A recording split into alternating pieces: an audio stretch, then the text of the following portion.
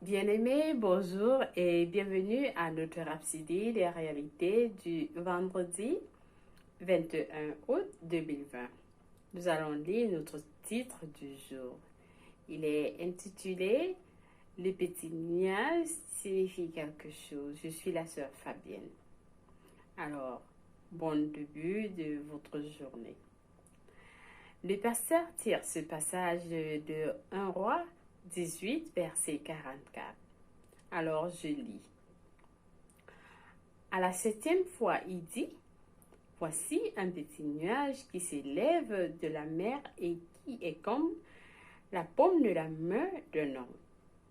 Élie dit, monte et dit à Achab, attelle et descend afin que la pluie ne t'arrête pas. Loué soit la parole de Dieu.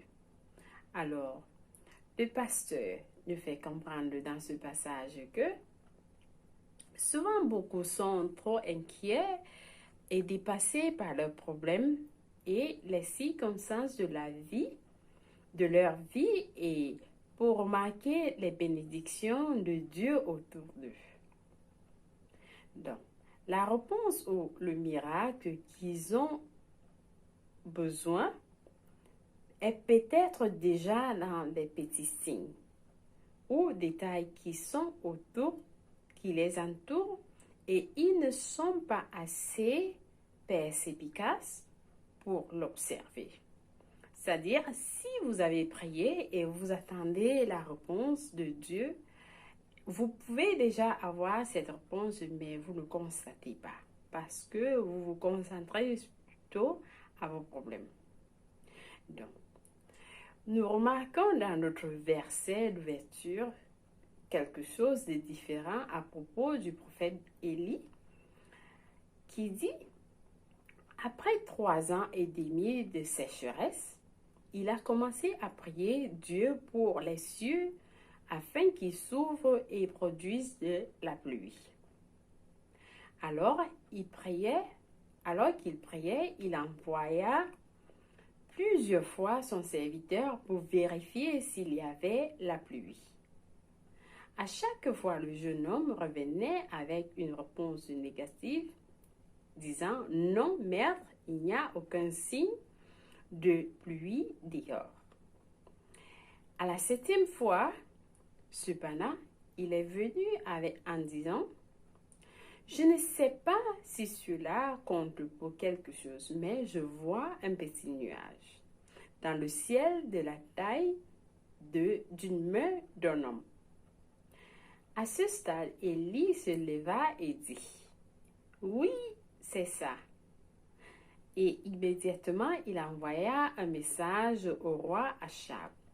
« Vite, monte dans ton char et pars pour la ville avant que la pluie ne t'arrête. » Le serviteur d'Élie a seulement rapporté qu'il avait vu un petit nuage.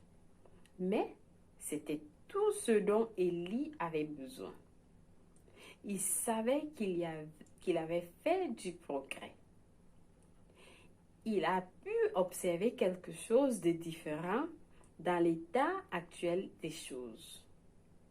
Alors, pouvez-vous observer quelque chose de différent dans votre vie aujourd'hui depuis que vous écoutez la parole de Dieu? Le pasteur de pose la question. Est-ce que vous avez constaté quelque chose de différent en vous? Sûrement, oui. Je pense que vous avez constaté quelque chose. Alors, qu'est-ce que vous avez constaté? Comme Élie, choisissez de voir ce signe de changement comme un indice que vous avez déjà la victoire. Lorsque vous avez remarqué un signe, que ce soit un petit signe, sachez que c'est un signe de victoire. N'attendez pas. Affirmez immédiatement et continuez d'affirmer que vous êtes victorieux en Christ. Continuez à déclarer votre victoire, confiant que la parole de Dieu et sa vie en vous vous ont totalement guéri et ont apporté la perfection à votre corps physique, à votre vie et vos circonstances. Donc, reconnaissez l'œuvre de Dieu en vous et autour de vous et rendez-lui gloire. Souvenez-vous, nous avons parlé de rendre grâce à Dieu. Alors, refusez de laisser votre intelligence étouffée par les soucis que vous avez, afin que vous puissiez entendre la voix de Dieu et discerner sa présence, sa beauté et ses signes. Donc, ne laissez pas les soucis vous entourer. Mais par contre, focalisez-vous à écouter la voix de Dieu et les petits signes qui sont autour de vous.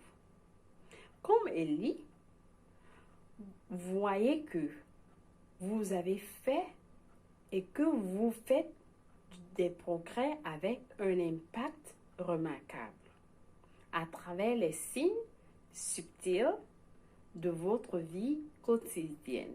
Loué soit Dieu. J'espère que quelqu'un a remarqué un signe qui a changé sa vie depuis qu'il est en train d'écouter la parole de Dieu. Et là, je vous rassure, ce n'est qu'un début.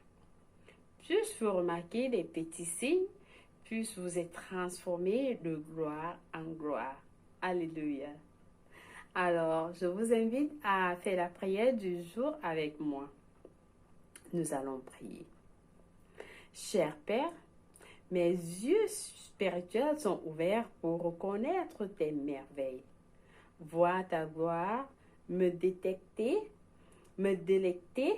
de ta beauté, discerner ta présence et les signes visibles et invisibles sur lesquels tu attires mon attention, même dans les moindres détails. Avec cette conscience, je marche dans la victoire et le triomphe dans toute situation et circonstance au nom de Jésus-Christ. Amen. Alors, j'espère que vous avez été édifiés aujourd'hui et je vous encourage à lire nos études approfondies et puis nous passons à la prière du salut qui est important afin de recevoir vos bénédictions. Nous allons prier. Si quelqu'un n'a pas encore donné sa vie à Christ, c'est important parce que nous sommes au dernier moment. Donc nous prions.